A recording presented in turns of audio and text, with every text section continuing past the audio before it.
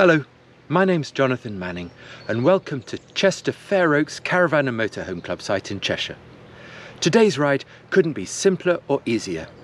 For the most part, it follows the Shropshire Union Canal. It starts about 1.5 miles from the site, all the way into the heart of Chester, which is a fantastic walled city. There's a cathedral, lovely shops, really nice places to sit and have a coffee. There's wildlife in abundance alongside the canal.